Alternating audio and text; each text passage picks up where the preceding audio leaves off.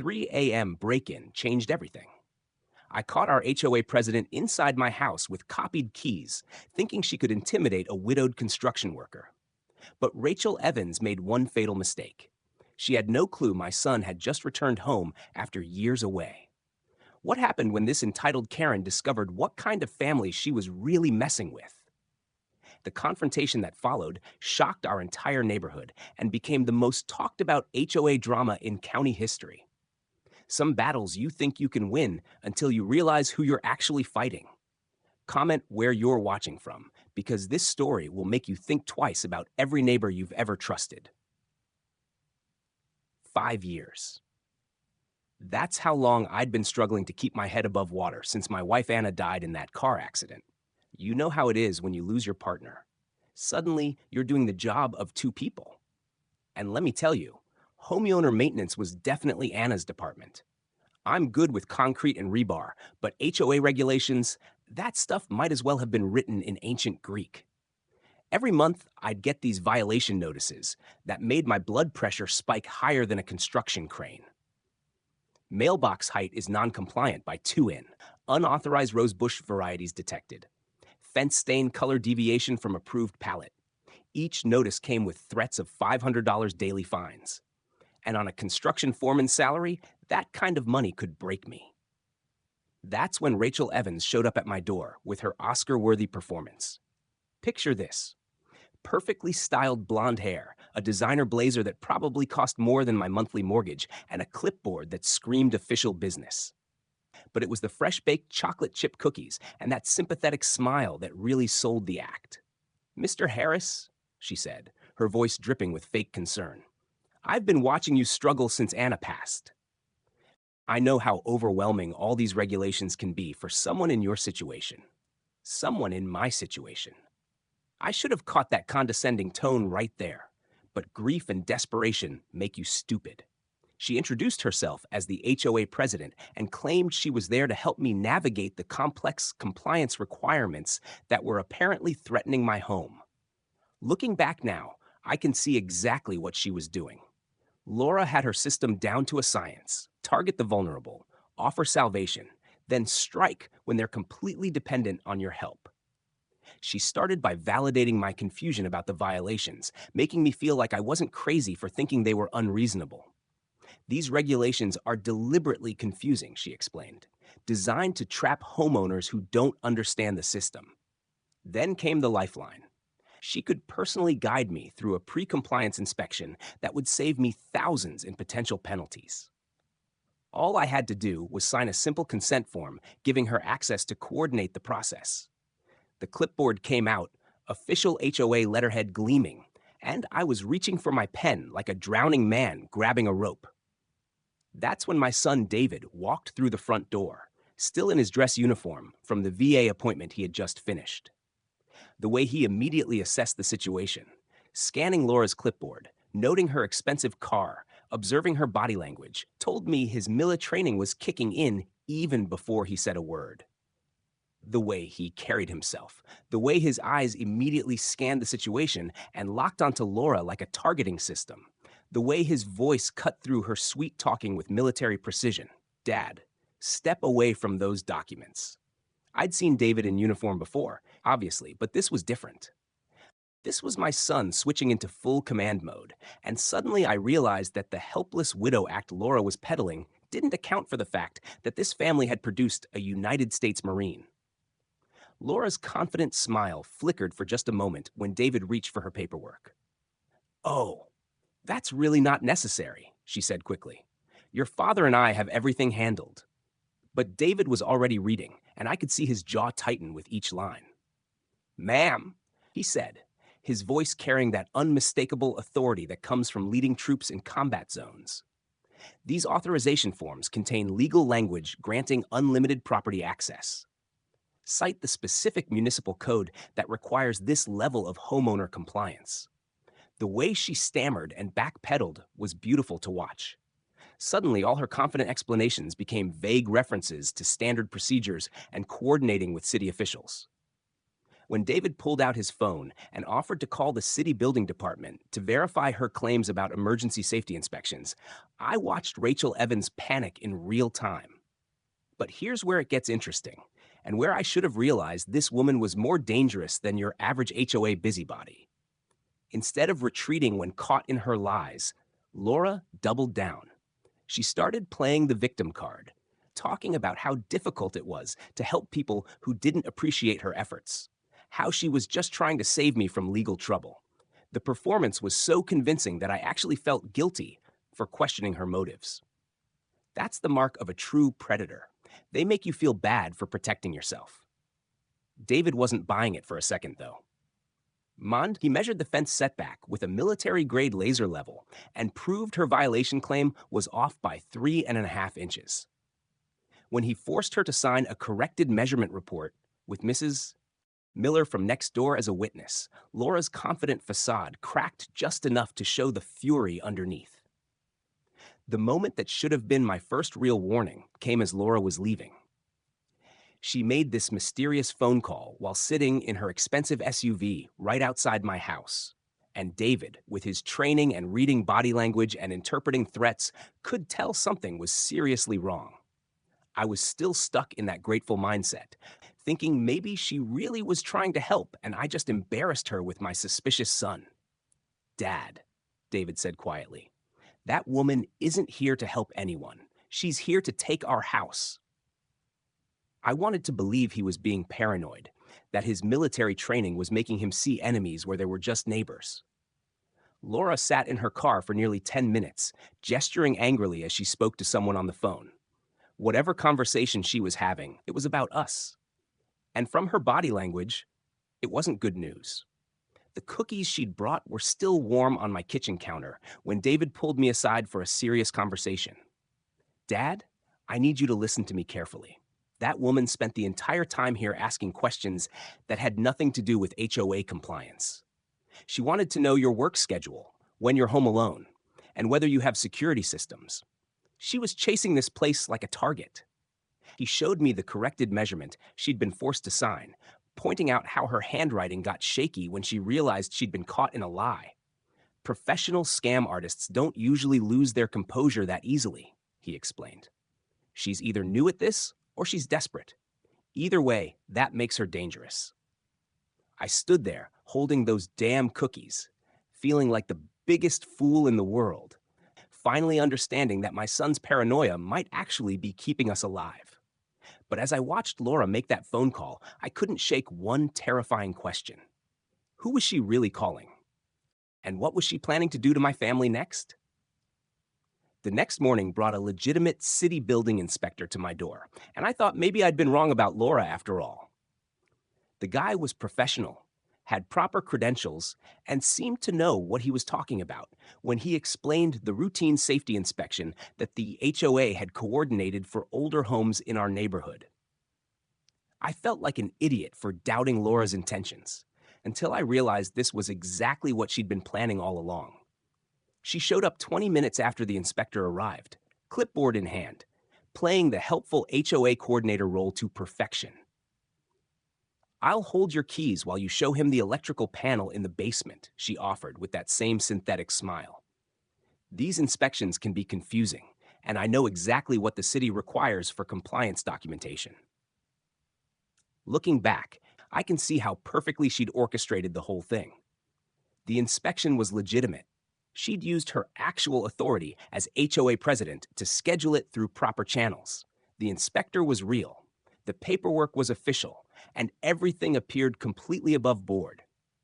But while I was downstairs pointing out circuit breakers and explaining our home's electrical history, Laura was upstairs with my house keys, pressing them into some kind of molding compound she'd hidden in that professional-look clipboard. David was at work on a construction site across town, but those security cameras he'd insisted on installing were recording everything. When I watched that footage later, seeing Laura's careful, practiced movements as she copied our keys, I realized this woman had done this before multiple times. The inspector finished his work, filed his report, and left with genuine satisfaction about our home's safety compliance. Laura lingered just long enough to establish the perfect alibi. She'd been present during an official city inspection, helping a confused widower navigate bureaucratic requirements. Anyone reviewing the paperwork would see a helpful HOA president doing her job. What they wouldn't see was the criminal conspiracy she'd just executed with military precision. That evening, while I was feeling grateful for Laura's assistance and proud that our house had passed inspection, she was already planning her first illegal entry using those copied keys. 2 days later, I came home from work to find subtle signs that someone had been in my house. Tools in my garage were moved slightly. Papers on my desk weren't quite where I'd left them. And there was this feeling, the one that your personal space had been violated. At first, I thought I was being paranoid, influenced by David's suspicious nature. But when I called him at work and described what I was seeing, he immediately accessed our security cameras through his smartphone app and confirmed my worst fears. The footage showed Laura entering our house at 1:15 in the afternoon using our own keys like she owned the place. Watching that video was like getting punched in the stomach. There she was, the woman I'd trusted to help me navigate HOA regulations, systematically violating every boundary of human decency. She wasn't just looking around. She was actively sabotaging our home, loosening a handrail here, creating what looked like electrical hazards there, taking professional quality photos of every fake violation she created. The calculated nature of it was what really got to me. This wasn't some crime of opportunity or moment of desperation. This was a business model. She had a system, a process for turning homeowners into victims. And I'd walked right into her trap like a lamb to slaughter. When David got home that night, he didn't waste time on the "I told you so" lectures. Instead, he immediately shifted into tactical mode, treating our situation like the security threat it had become. "Dad, we need to understand exactly what we're dealing with here," he said, pulling up county records on his laptop with the kind of efficiency that comes from years of gathering intelligence in hostile territory. What we discovered painted a picture of financial desperation that made Laura's criminal behavior suddenly make terrible sense. Her house was in foreclosure with only 19 days remaining before auction. Medical liens from County General Hospital showed cancer treatment bills totaling $127,000. Most telling of all, divorce papers filed just 2 weeks earlier cited financial fraud as grounds for dissolution of marriage. The pieces started falling into place with sickening clarity. Laura wasn't just some power-hungry HOA president abusing her authority for kicks. She was a woman facing complete financial destruction, and our home represented her only chance at survival. The property values in our neighborhood had skyrocketed over the past 2 years, and our corner lot was worth every bid of $350,000. If she could force us to sell at a distressed price, say $180,000, to avoid legal troubles and mounting violations, she could flip it for enough profit to save herself from bankruptcy and homelessness. It was actually a brilliant plan in a sociopathic sort of way, target vulnerable families, manufacture crisis, and offer solutions that benefit only herself. David spent an hour researching the proper legal format for a no trespass notice. "We need to make this official," he explained, typing carefully. "From now on, if she comes near our property, it's a crime."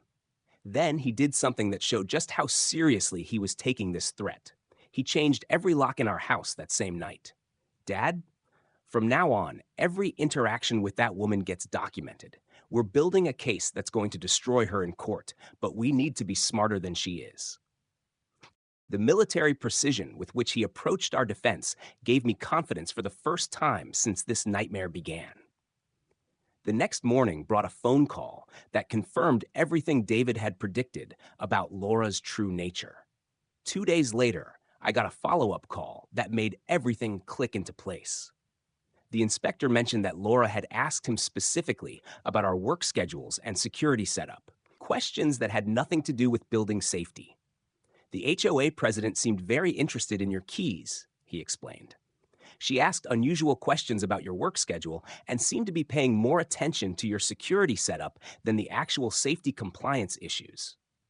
I've been doing this job for 15 years, and that kind of behavior raises red flags." When I told him about the copied keys and illegal entry, his response was immediate. Mr. Harris, you need to file a police report right now. What you're describing is a pattern I've seen before. That afternoon, Laura received David's no trespass notice and responded exactly the way we'd expected, with escalating threats and legal intimidation. Her phone call was a masterpiece of manipulation, alternating between victim playing and aggressive posturing. That notice is illegal harassment of an elected HOA official, she screamed. I have emergency access authority granted by city ordinance, and your son's military intimidation tactics won't work on me. When I calmly explained that she'd stolen our keys and broken into our house, her mask slipped completely. I have legal access to ensure compliance. You'll regret crossing me. The fury in her voice, the entitled rage at being challenged, told us everything we needed to know about what kind of person we were really dealing with. But when David showed me the security footage of Laura copying our keys, I realized we were in serious danger. But what we discovered the next morning made me wonder, how long had she been watching us? And what else had she already done that we didn't know about? The answer to my question came in the form of an overnight FedEx delivery that arrived at 6 in the morning, 3 days after we'd sent Laura that no trespass notice. Inside was a professionally formatted document titled Emergency Access Authorization, bearing what appeared to be my signature on official HOA letterhead. The problem? I'd never signed any such document, and Laura had screwed up in the most amateur way possible. She'd forged my middle initial as Michael instead of Mitchell. It's funny how criminals always trip themselves up on the small details. David studied that signature with the same intensity he'd once used to analyze enemy communications, documenting every inconsistency with forensic precision. The pen pressure was wrong, the letter spacing was off, and most damning of all, the date showed it was supposedly signed during the building inspection when I'd been in the basement the entire time. Dad, this isn't just fraud, David explained, photographing the document from multiple angles for evidence. This is a systematic criminal conspiracy. She's creating a paper trail to justify her illegal activities after the fact. And he pulled out my mortgage documents to compare signatures. And the differences were so obvious that even I could see them. The woman who had seemed so professional and competent had made the kind of mistake that first-year law students learn to avoid. But what really chilled me was the realization that this forged authorization was probably just the beginning. If she was willing to commit felony fraud to justify her break-ins, what other crimes was she planning to pin on us? The next few days brought a cascade of escalating harassment that showed just how desperate Laura was becoming. Official-looking letters arrived daily, each one claiming new violations and threatening increasingly severe penalties. Notice of intent to fine, 48-hour compliance period, or legal action will commence. Property condemnation warning. Structural violations detected during emergency inspection. The language was designed to terrorize me into submission. And I'll admit it was working. Even knowing these documents were fraudulent, the constant stream of legal threats was wearing me down. I started second-guessing every decision, wondering if maybe I should just sell the house and move somewhere simpler. Somewhere without HOA presidents who turned property management into psychological warfare. But David's investigation into Laura's background revealed something that changed everything. We weren't her first victims. County records showed a disturbing pattern over the past 2 years. 3 other families in nearby neighborhoods had sold their homes at below-market prices after being hit with identical harassment campaigns. The Anderson family, where the husband was a Marine veteran struggling with PTSD. The Bennett family, where the elderly father was still fighting $12,000 in fake violation fines. The Campbell family, where Laura had tried to copy keys during a fake water meter inspection. Every victim fit the same profile. Vulnerable families with properties she wanted, systematically destroyed through manufactured crises until they either sold cheaply or fled entirely. The most sickening discovery was that Laura had been specifically targeting military families. David found social media posts where she'd researched veterans' disability benefits, their family situations, and their financial vulnerabilities. She'd turned preying on the people who had served our country into a profitable business model.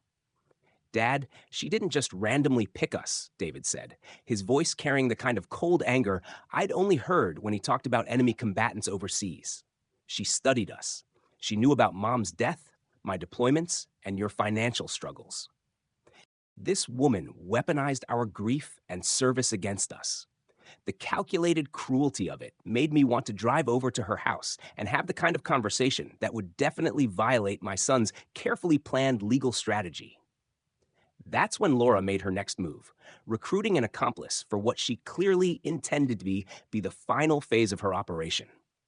Her nephew, Ethan, a 20-year-old college student desperate for tuition money, got a sob story about his dying aunt fighting cancer while being harassed by an unstable veteran.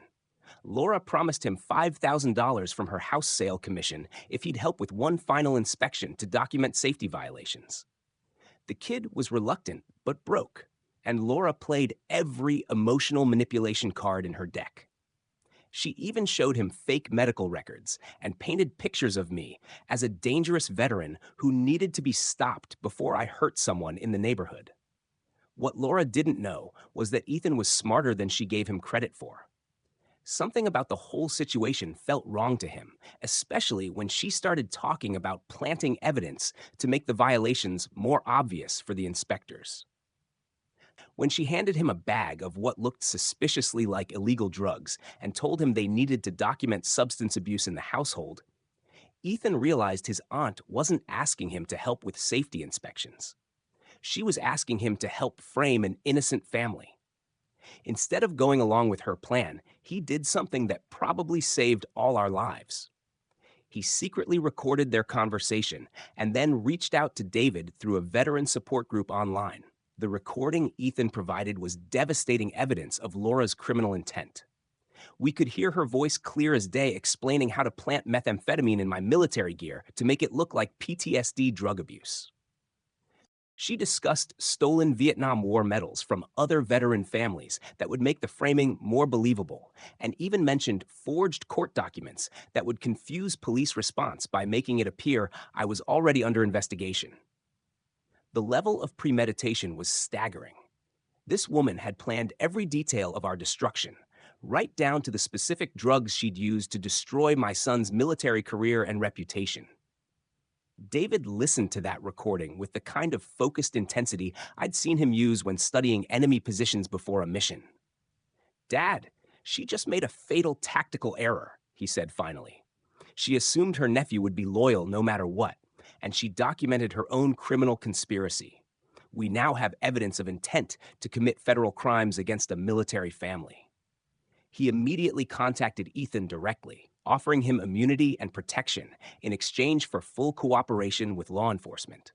The kid was terrified, but willing to do the right thing, especially after David explained that what his aunt was planning wasn't just fraud. It was attempted destruction of lives and careers that had been built through military service and sacrifice. But the most chilling part of Ethan's testimony was what he revealed about Laura's timeline. She'd given herself a deadline of exactly 1 week to complete our destruction because that's when the foreclosure auction was scheduled for her own home. If she couldn't force us to sell and generate the cash she needed, she'd lose everything anyway. This meant we were dealing with a woman who had literally nothing left to lose, and that made her infinitely more dangerous than some petty hoe tyrant. A person facing complete destruction will take risks that rational criminals would never consider. That night, as I sat in my living room, knowing that somewhere across town, a desperate woman was planning to destroy my family with planted drugs and forged evidence, I realized this situation had moved far beyond anything I could handle on my own. But I also realized something else. I'd raised a son who had the skills and determination to outmaneuver even the most cunning enemy. David was already 3 steps ahead of Laura's plan, and I was starting to understand that this war wasn't going to end with our defeat. Finding out Laura had cancer should have made me feel sorry for her. Instead, it made me terrified. Because if a dying woman was this desperate to steal our home, what line wouldn't she cross to get it? Tell me in the comments, have you ever trusted someone who turned out to be completely different than they seemed? How did you figure out the truth? Laura's next move proved that David had been right about her desperation, making her dangerous. Instead of backing down after we documented her crimes, she decided to wage war on our reputation through the neighborhood's online community group. Her posts were masterpieces of manipulation designed to turn every neighbor against us by exploiting the worst stereotypes about veterans and military families. Dangerous veteran threatens peaceful residents with military intimidation tactics. Read her first post, accompanied by doctored photos showing alleged property damage that she claimed David had caused in retaliation for her legitimate HOA enforcement activities. The images looked convincing at first glance.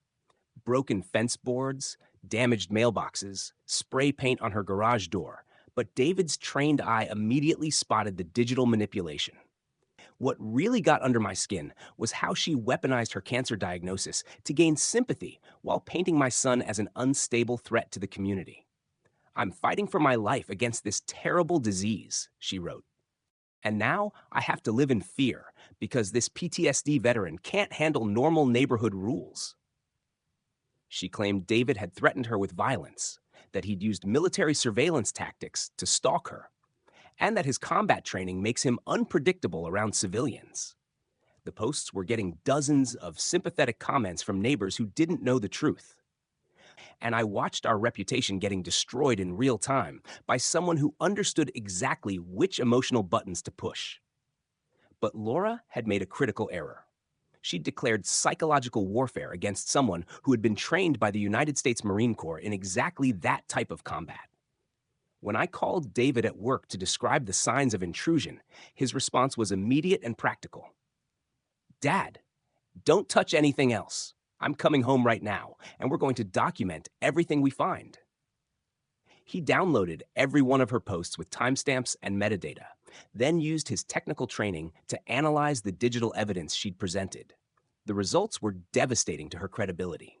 Every single photo showed clear signs of manipulation software with file creation dates, proving the damaged images were created before the incidents they supposedly documented. David's counterattack was a thing of beauty to watch. Instead of getting into a mudslinging match, he posted a calm, factual timeline of events with supporting evidence that demolished Laura's narrative piece by piece. Security camera footage showing her illegal entry into our home. The forged authorization document with her obvious signature mistakes. Audio recordings from Ethan prove her intent to plant evidence and frame our family. County records reveal her financial desperation and foreclosure status. He presented everything with the kind of methodical precision that made it impossible for reasonable people to doubt who was really telling the truth. The community response was swift and decisive once people saw the actual evidence instead of Laura's emotional manipulation. Mrs. Cooper immediately posted her own account of witnessing Laura's harassment tactics, and suddenly other neighbors started coming forward with their own stories.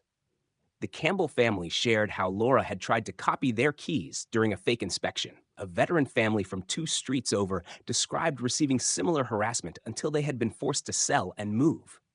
The Anderson family even joined the online discussion from their new home across town, detailing exactly how Laura's systematic campaign had destroyed their finances and forced them into bankruptcy. But the real turning point came when Laura's husband, Richard, made his own post announcing their divorce proceedings. "I cannot be associated with criminal fraud activities," he wrote in a statement that must have been cleared by his attorney. "I am cooperating fully with law enforcement investigations and have no knowledge of the illegal activities described in these posts. I am filing for divorce with fraud allegations and request that the community direct all future communications through my legal counsel." And watching Laura's own husband abandon her publicly was brutal. But it also confirmed what we'd suspected. Even the people closest to her couldn't defend her actions when the evidence was laid out clearly. That's when Laura made her most desperate move yet, filing a false police report, claiming David had threatened her with violence and demanding an immediate restraining order. She even provided what she claimed was audio evidence of threats. But when the responding officer asked David to provide counter evidence, the truth became obvious immediately. David played the original audio from his security system, proving that Laura's evidence had been edited to remove context and add threatening language that had never been spoken. The officer's response was swift and professional. "Ma'am, filing false reports is a serious felony. You need to understand the legal consequences of wasting police resources with fraudulent claims." The attempted restraining order backfired spectacularly when it triggered a more thorough police investigation into Laura's activities. Suddenly, we had law enforcement taking statements from all her previous victims, documenting a clear pattern of harassment and fraud targeting vulnerable families. The city inspector, who had unknowingly facilitated her key copying scheme, came forward with his own testimony about her suspicious behavior during the inspection. Even the locksmith she'd approached about emergency HOA access contacted police to report that they had been deceived about her authority and intentions. Meanwhile, David had been building relationships with the local veteran community, and word about Laura's targeting of military families spread quickly through informal networks. The VFW chapter started showing up at our house to offer support. And suddenly, Laura found herself facing not just one Marine family, but an entire community of veterans who took attacks on their brothers personally. Staff Sergeant Harris represents the finest values of American military service. Their spokesman announced at the next HOA board meeting, "Any assault on his character is an assault on all of us." The sight of 20 veterans in uniform standing behind David during that meeting made it crystal clear that Laura had picked the wrong fight with the wrong family. But perhaps the most satisfying moment came when we discovered security footage from a neighbor's camera that captured Laura having a complete breakdown in her car after one of the community meetings. She was screaming into her phone about how unfair everything was, how she deserved better than some construction worker's family, and how she'd make us pay for ruining her plans. The raw entitlement and fury in her voice, stripped of all the fake sympathy and professional courtesy, showed everyone exactly who they were really dealing with. When that video started circulating through the community, even her few remaining supporters quietly disappeared. The final blow to Laura's credibility came when an anonymous neighbor leaked photos of foreclosure notices posted on her door, along with medical bills that showed her cancer treatment had actually been completed successfully months earlier. Her sob story about fighting for her life while being harassed by unstable veterans was revealed as just another layer of manipulation in her systematic fraud campaign. The community realized they'd been played by a professional con artist who'd exploited their natural sympathy for cancer patients to cover up her criminal activities. As the HOA board scheduled an emergency meeting to address the situation, Laura made one final attempt to control the narrative by scheduling a private meeting with board members to present what she called the full truth about the Harris family threat. She was planning to make one last play for community support, using every manipulation tactic in her arsenal to convince people that she was the real victim in this situation. But she didn't know that David had spent the week building an airtight case that would expose every one of her lies in front of the entire neighborhood. Watching Laura break down in her car while screaming into that phone, I started to wonder, was her cancer diagnosis even real? Or was that just another lie? And if she was faking a terminal illness, what else was she lying about? The night before the community meeting, Laura made her most desperate and stupid decision yet. She decided to execute her evidence planting operation regardless of the risks, because she knew the next day would either save her reputation or destroy it completely. Ethan had already confessed everything to us and agreed to cooperate with the police. But Laura didn't know that yet. In her mind, she still had a loyal accomplice and one final chance to frame us before the community meeting exposed her crimes. The plan was simple in its criminal audacity. Break into our house at 2:47 in the morning, plant methamphetamine in David's military gear, arrange stolen Vietnam War medals to suggest stolen valor, and have Ethan call police with an anonymous tip about suspicious veteran drug activity that would result in our arrest just hours before the meeting. David had predicted this exact scenario, and he'd been preparing for it like a military operation for 3 days.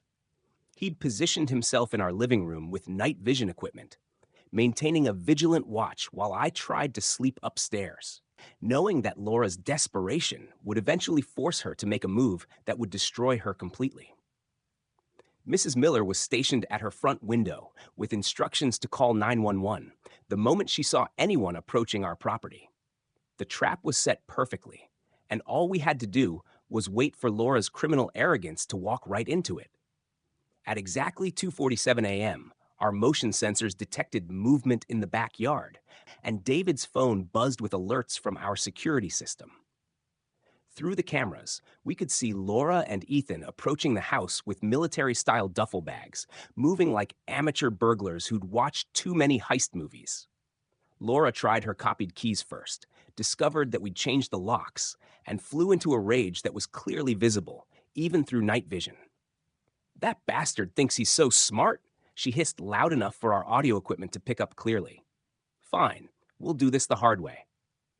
She then proceeded to force our garage window open with a crowbar, committing clear breaking and entering, while Ethan stood there looking increasingly terrified. The contents of Laura's bag were even more damaging than we'd expected. Along with the methamphetamine and stolen military medals Ethan had warned us about, she'd brought forged court documents designed to make it appear that David was already under federal investigation for drug trafficking. There were fake DEA seizure notices, manufactured evidence bags with official-looking labels, and even a planted cell phone loaded with text messages that would suggest drug dealing activity. The level of premeditation was staggering. This woman had planned every detail of our destruction, down to creating an entire false criminal history that would have been convincing enough to fool a casual investigation. But the most chilling evidence was a handwritten note we found later detailing Laura's timeline for the operation. She'd planned to have us arrested by 4 a.m., giving her time to spread the news through community channels before the evening meeting. By the time neighbors gathered to discuss her harassment allegations, we'd be sitting in jail on federal drug charges, and she'd be free to spin whatever narrative she wanted about dangerous veterans who had finally been exposed as the criminals she'd always claimed we were. It was actually a brilliant plan.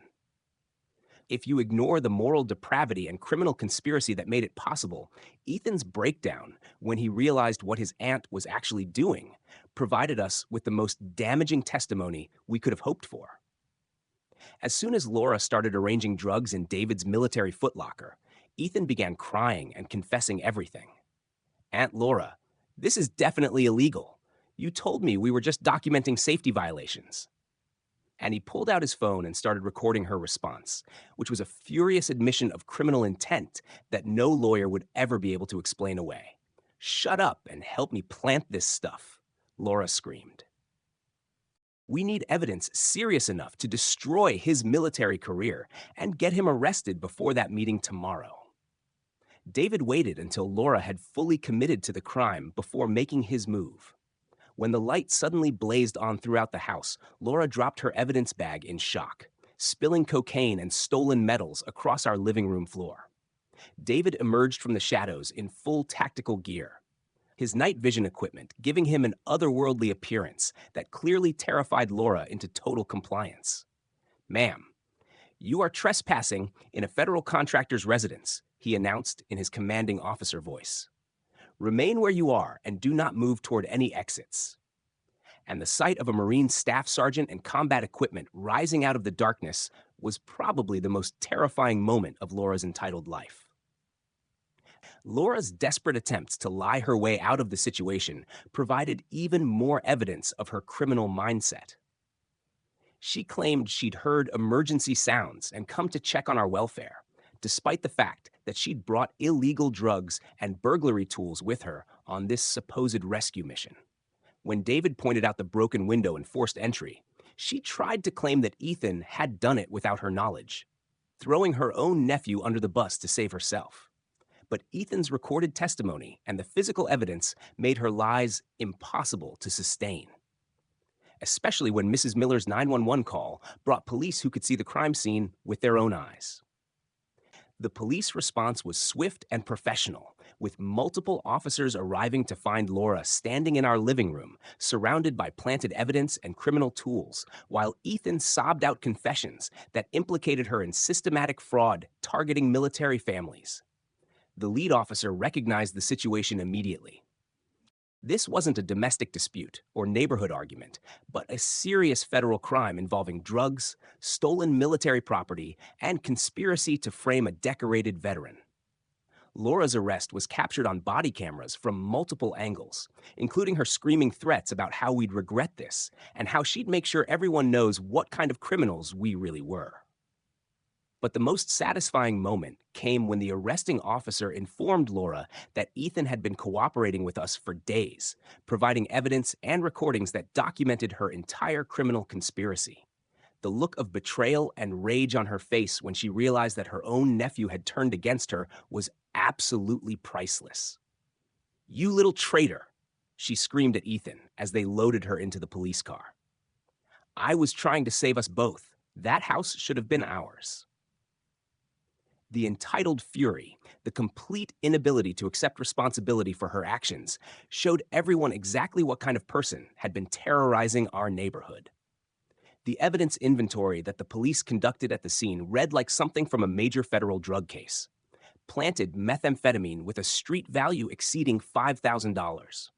Stolen military medals from at least 3 different families. Forged federal court documents bearing fake DEA seals. Professional burglary tools, including lockpicks and electronic surveillance equipment.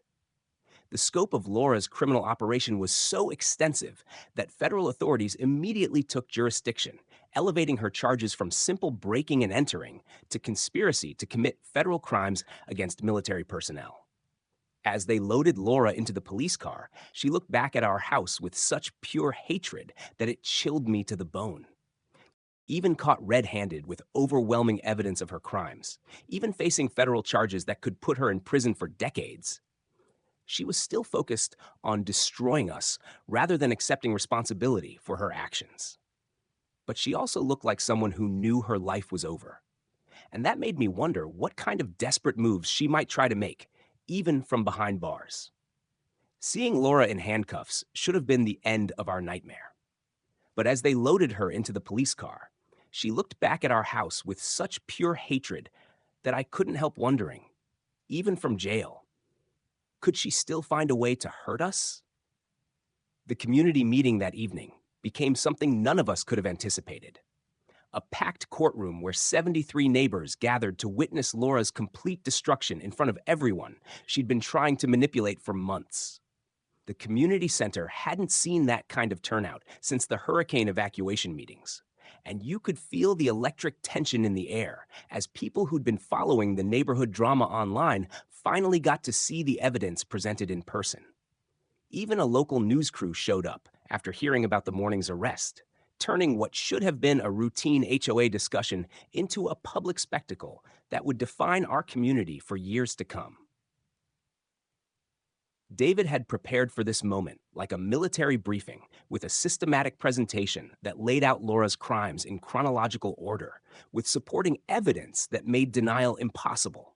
He started with the timeline of her initial approach and escalated through each phase of harassment, forgery, breaking and entering, and finally attempted framing with planted drugs. The Ring doorbell footage of her copying our keys during the inspection played on the Community Sense big screen, followed by security video of her illegal entries and the audio recordings Ethan had provided of her planning to destroy our family. Watching our neighbors' faces as they realized the scope of Laura's deception was incredibly satisfying. You could see the exact moment when each person understood they'd been manipulated by a master con artist. The most powerful testimony came from Laura's previous victims who attended the meeting to ensure that the full scope of her criminal activities was understood by everyone present. The Anderson family spoke about losing their home and going into bankruptcy after Laura's systematic harassment campaign. The Bennett family detailed how they were still fighting $12,000 in fraudulent fines that Laura had manufactured through forged documents. Mrs. Campbell described the fake water meter inspection where Laura had attempted to copy their keys and how they had only avoided our fate by having security cameras that caught her in the act. Each testimony built on the others, creating an overwhelming picture of predatory behavior that had been targeting our neighborhood for years. But the most shocking moment came when the city building inspector arrived unexpectedly to provide live testimony about Laura's suspicious behavior during our legitimate inspection. He brought his official report and documentation showing how Laura had asked unusual questions about our work schedule and security arrangements that had nothing to do with safety compliance. She specifically asked when Mr. Harris would be at work alone. He testified, "In 15 years of conducting inspections, I've never had an HOA president show that kind of interest in a homeowner's personal schedule." I now realize she was planning illegal entry using the inspection as cover for her criminal activities. The community's response was swift and decisive once they understood the full scope of Laura's betrayal. Person after person stood up to express outrage, not just at her crimes, but at how she'd manipulated their trust and sympathy to cover up her criminal activities. The cancer diagnosis that had generated so much community support was revealed to be another layer of manipulation. Medical records showed her treatment had been successfully completed months earlier, and she'd been using her recovery period to plan and execute her fraud campaign against military families. The fake vulnerability, the sob stories about fighting for her life while being harassed by dangerous veterans had all been calculated lies designed to turn the community against us. Mrs. Miller received a standing ovation when she stood up to describe how she'd witnessed Laura's harassment tactics and chosen to support our family despite the social pressure to believe Laura's lies. "I've lived in this neighborhood for 30 years, she said with quiet dignity. "And I've never seen anything as disgusting as a woman who would exploit cancer sympathy to cover up crimes against veterans who served our country. Rachel Evans is a disgrace to everything our community stands for." Her words carried special weight because everyone knew she was a cancer survivor herself, and her condemnation of Laura's manipulation hit with devastating moral authority. The formal HOA business was concluded quickly and unanimously. Laura was removed from all positions effective immediately, with her access to official letterhead and authority revoked permanently. All violation notices and fines she'd issued over the past 2 years were declared null and void, with the board promising to review every case for potential fraud. New policies were established requiring board majority votes for any enforcement actions, written consent for property access, and monthly transparency meetings with full financial disclosure. The Harris Protocol became official HOA policy, ensuring that no future resident could be victimized by the kind of systematic abuse Laura had perfected. The veteran community's response was particularly moving, with representatives from 3 different VFW chapters attending to show support for David and condemn Laura's targeting of military families. Staff Sergeant Harris represents the finest values of American military service. The fact that someone would exploit veteran stereotypes and PTSD stigma to cover up criminal activities is not just an attack on one family. It's an attack on everyone who has served our country in uniform. They presented David with a Community Service Award and announced the establishment of a veteran family support network to prevent future targeting of military households. But the most devastating blow to Laura's reputation came through a video call connection to the county jail, where she was forced to participate in the meeting as part of her bail conditions. Seeing her in orange jail clothes without makeup or professional styling stripped away the last vestiges of the authoritative HOA presidenta she'd used to manipulate everyone for so long.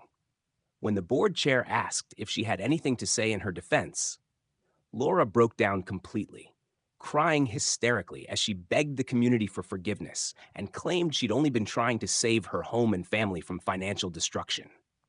"I just needed the money," she sobbed, destroying any remaining sympathy people might have felt for her situation. "I didn't mean to hurt anyone. That house should have been enough to save everything." The entitled assumption that our home existed for her benefit, even in her moment of supposed remorse, showed everyone exactly what kind of person they'd been dealing with. There was no real apology, no acceptance of responsibility for the trauma she'd inflicted on multiple families. Just self-pity and continued justification for criminal behavior that had devastated lives and destroyed trust throughout our entire community. The meeting concluded with unanimous approval of criminal referrals to federal authorities and a community fund to help Laura's victims recover legal expenses and damaged property. But as people filed out of the community center, talking excitedly about finally getting justice for years of harassment and manipulation, I couldn't shake the feeling that we hadn't heard the last from Rachel Evans. Even facing federal charges and community exile, she still had that look of someone who blamed everyone except herself for her situation. After everything Laura had put us through, watching her public breakdown felt like justice. But when the city building inspector pulled me aside after the meeting, his question made my blood run cold. "Mr. Harris, did you know Rachel Evans wasn't actually sick?" Drop a comment if you've ever been to a neighborhood meeting that got this crazy. What's the wildest HOA drama you've ever witnessed? Chapter 7. Perfect Revenge. 1,500 words. The building inspector's revelation about Laura's fake cancer diagnosis was just the beginning of discoveries that would completely destroy whatever remained of her credibility and reputation. As federal investigators dug deeper into her activities, they uncovered a sophisticated fraud operation that went far beyond our neighborhood harassment campaign. Laura had been filing false insurance claims for years, using her HOA position to access homes and stage accidents that generated thousands of dollars in fraudulent payouts. She'd been running fake charity drives for her cancer treatment, soliciting donations from community members and church groups while secretly using the money to pay gambling debts and maintain her expensive lifestyle. The scope of her deception was staggering.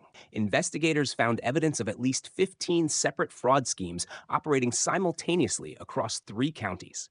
The federal prosecution moved swiftly once they understood the scope of Laura's criminal enterprise.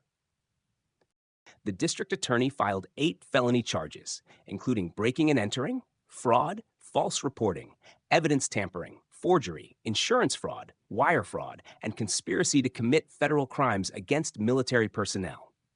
Ethan's immunity testimony provided detailed evidence of her systematic targeting of veteran families, while financial records revealed a pattern of predatory behavior spanning 3 years and involving at least 7 families across 2 counties. Her court-appointed public defender, assigned due to her complete bankruptcy status, advised her to accept a plea deal rather than face trial with overwhelming evidence and victim testimony that would likely result in decades in federal prison. But Laura's arrogance and entitlement ran so deep that she actually rejected the initial plea offer. Convinced that she could manipulate a jury the same way she'd manipulated our community for years, her decision to go to trial became the final act of hubris that sealed her complete destruction. The prosecution presented 47 pieces of evidence, including video footage, audio recordings, forged documents, financial records, and testimony from 11 victims spanning multiple years. David testified for 3 hours, methodically dismantling every lie Laura had told and every excuse her defense attorney tried to present. When they played the recording of Laura instructing Ethan to plant drugs in our home, you could see the jury's faces change from skepticism to disgust in real time. The most satisfying justice came through the civil consequences that destroyed Laura's life even more thoroughly than criminal penalties ever could. Her foreclosure proceeded on schedule, with the house she'd been so desperate to save auctioned off to the highest bidder after 30 days of legal notices. The irony was absolutely perfect. I attended that auction with funds raised by our community support network, and I bought Laura's former home for $185,000, the exact amount she'd planned to force us to sell for. Walking through the house where she'd planned our destruction, seeing the expensive furniture and luxury items she'd accumulated through years of fraud, gave me a sense of poetic justice that no court verdict could have provided.